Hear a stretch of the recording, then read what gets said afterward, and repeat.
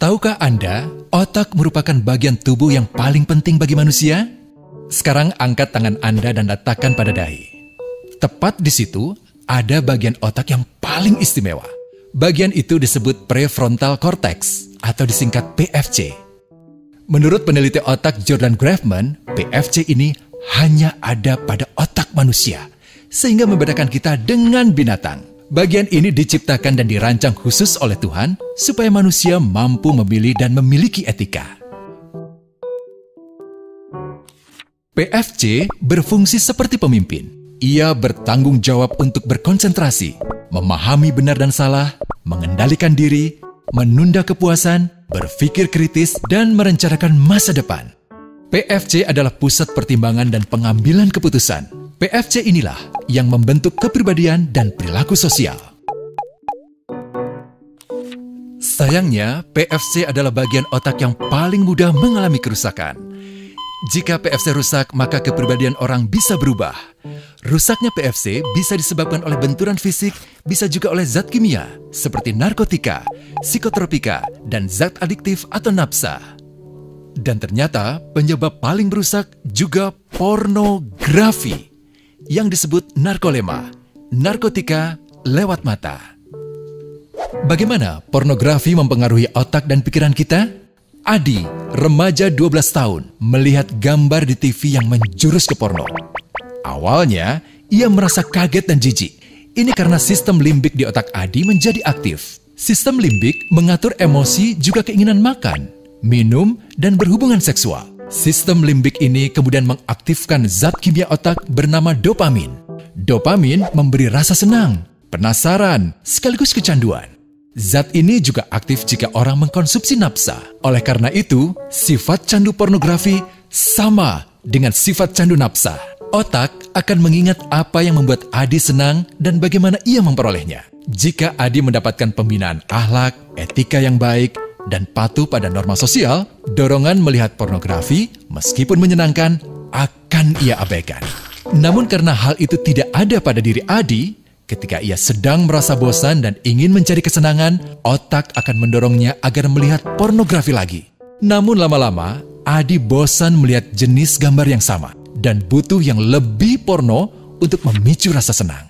Sekarang, dengan internet, pornografi menjadi jauh lebih mudah didapat. Pertama, Adi membuka internet dan tidak sengaja melihat gambar yang menjurus ke porno. Berikutnya, ia sengaja membuka lagi untuk melihat yang lebih porno. Awalnya melihat yang sedikit terbuka, lama-lama semuanya terbuka. Awalnya melihat 1 menit, lama-lama 1 jam. Adi mengalami kecanduan pornografi. Bagaimana kerusakan PFC akibat kecanduan pornografi? Secara alamiah, dopamin dialirkan dari sistem limbik ke PFC. Orang yang kecanduan pornografi akan mengalirkan dopamin secara berlebihan sehingga membanjiri PFC. PFC menjadi tidak aktif karena terendam dopamin. Semakin sering PFC tidak aktif, ia akan semakin mengerut dan fungsinya terganggu. Sistem limbik justru akan berkembang semakin besar karena terus mengaktifkan dopamin, sehingga Adi cenderung untuk terus mencari kesenangan tanpa takut atas akibatnya. Jika tidak ditangani segera, Adi berpeluang besar menjadi pelanggan pornografi seumur hidup dan mengalami kerusakan otak di bagian PFC. Awalnya, ia akan kehilangan konsentrasi, penurunan kemampuan menimbang benar dan salah, serta berkurangnya kemampuan mengambil keputusan. Lama-lama, besar kemungkinan ia akan melakukan masturbasi, oral seks, hubungan seksual suka sama suka, dan mudah berganti-ganti pasangan seksual. Pernikahan dianggap tidak penting. Pasangan dianggap hanya sebagai objek seksual semata, cenderung merendahkan derajat dan kehormatan lawan jenis. Selera hubungan seksualnya pun tidak sehat dan seenaknya, kasar sampai tega memperkosa.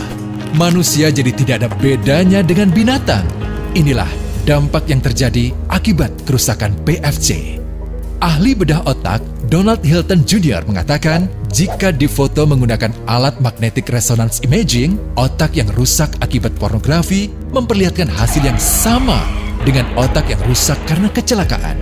Ia juga mengatakan, berbeda dengan dampak nafsa yang merusak otak di 3 bagian, pecandu pornografi yang sudah melakukan hubungan seks dengan anak-anak mengalami kerusakan otak di 5 bagian. Terbukti, pornografi pada anak lebih bersifat merusak karena PFC belum matang dengan sempurna. Tapi untungnya, otak anak yang belum sempurna ini masih mudah dibentuk. Pengaruh pornografi bisa lebih mudah dihilangkan asal ada usaha untuk memulihkan dengan sabar, terutama oleh ayah ibu, keluarga, dan orang terdekat. Pelajari bagaimana mencegah dan menangani anak yang terkena pornografi. Mari lindungi generasi kita dari bencana pornografi dan kejahatan seksual.